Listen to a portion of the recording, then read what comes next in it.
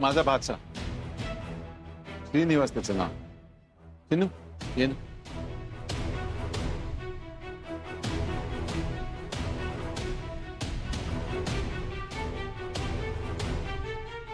म्हणजे तू तिला जबरदस्ती केली होतीस इकडे येण्यासाठी?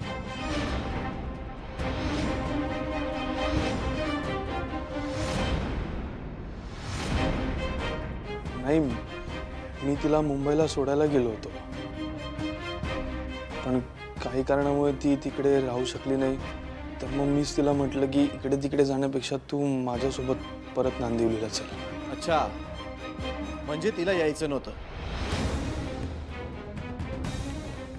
तू तिला जबरदस्ती केलीस, बरोबर ना? नाही, असं काही नाही आहे. मी खरंच असं काही केलं नाही. मी फक्त तिला सांगितलं. का? का म्हणजे मग तिला एकटीला कुठे सोडणार? मला सांग, चारू आणि तुझी ओळख कधीपासून ती माझी बालपणीची मैत्रीण होती. होती? म्हणजे आता मैत्री नाहीये तर? नाही नाही, खरंच असं काही नाही. ती आता सुद्धा मैत्रीण आहेच माझी. बरं, मला एक सांग, मुंबईला असं काय घडलं म्हणून तिने घर सोडण्याचा निर्णय घेतला?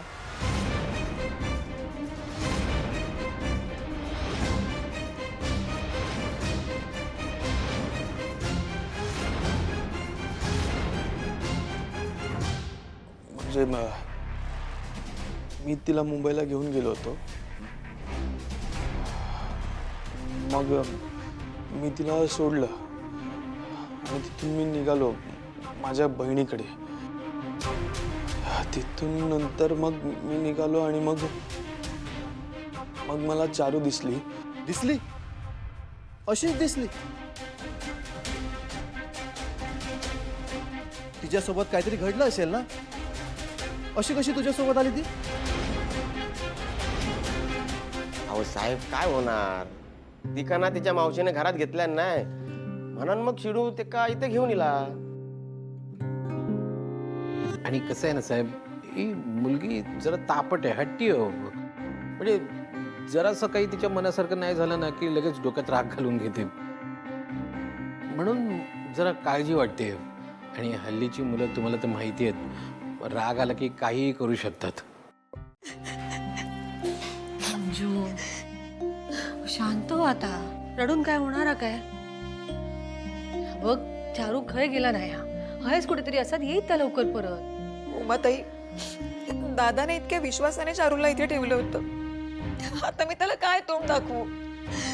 काय सांगू त्याला की मी चारूला सांभाळू शकले नाही म्हणून? तो मला कधीच माफ करू शकणार नाही यासाठी. उमाताई, माझ्या दादाने माझ्यासाठी खूप काही केलं आणि मी काय केलं त्याच्यासाठी? मी साधं त्याच्या लेकीला सुद्धा सांभाळू शकले नाही उमाताई. मंजू, म्हणजे खूप कळता माका तुका काय वाटतं आता. पण माका सांग, रडून काय होणार? आपण सगळे शोधताव ना त्याका. ते नक्कीच सापडत बघ. अगो, आणि आता तर पोलीस पण शोधतात त्याका. ते नक्कीच त्याचा शोध लावतील. आणि अगो, सर्वेश्वरावर विश्वास ठेव. तो लक्ष ठेवून हा आपल्या चारूवर. ओवी, झालं श्रीनू बरोबर बोलणं? काय बोलला श्रीनू? नाही, त्याला नाही भेटली ती.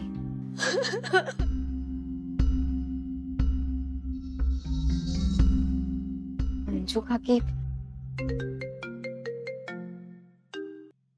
हा बोल निशी. हॅलो ओवी. Hello hello. निशी, अगं ऐकू येत नाहीये काही. रेंज नाहीये. चारूने तिच्या जीवाचं काहीतरी बरं वाईट केलं तर? अगो मंजू, काय बोलतेस या? उगाच काहीतरी वेडो वाकडो विचार करू नकोस. ओवी, रेंज असं कशा करत ती? मुळात जीव देण्यासारखं असं काही झालंच नाही. तू शांत हो बघू आधी. काही विचार मनात आणू नकोस. शांत हो. निशी, ऐकू येत नाही. ओवी, सगळं ठीक आहे ना तिथे? आणि मला कोणाचा तरी रडण्याचा आवाज येत होता. काय झालंय?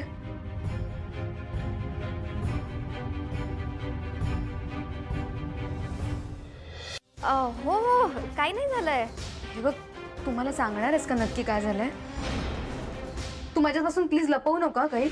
आणि जर तू सांगणार नसेल ना तर मी आत्ता येते तिथे. नाही नाही निशी रिलॅक्स. अगं श्रीनिवास चारूला तिकडे मुंबईला सोडायला आला होता ना. त्याने ॲक्च्युली तिला तिच्या मावशीकडे सोडलं पण होतं, पण तिच्या मावशीने तिला घरातून बाहेर हाकलून दिलं, म्हणून तो तिला परत इथे घेऊन आला. मग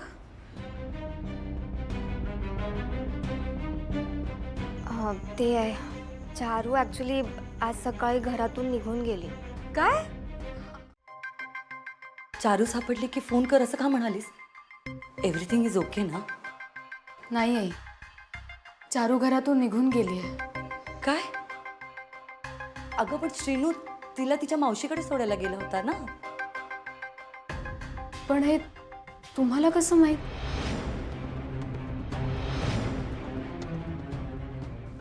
त्या दिवशी नाही का बोलला श्रीनू? हो, तो मुंबईला तिच्या मावशीकडेच सोडायला आला होता, पण चारूच्या मावशीने तिला घरात घेतलं नाही, तिला राहूच दिलं नाही, त्यामुळे तो परत तिला गावी घेऊन गेलाय. आणि आता ती घरात कुठेच नाही आहे. ओवी म्हणते की कदाचित ती तिच्या घरी गेली असेल, पण अजून काहीच कळलं नाही आहे. कुठे निघून गेली अचानक?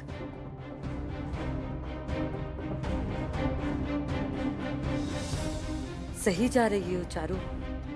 मला वाटलं होतं मी लंगड्या घोडीवर डाव लावलाय, पण नाही, तू तर रेस जिंकून देणारी निघालीस. वा, keep it up Charu, keep it up.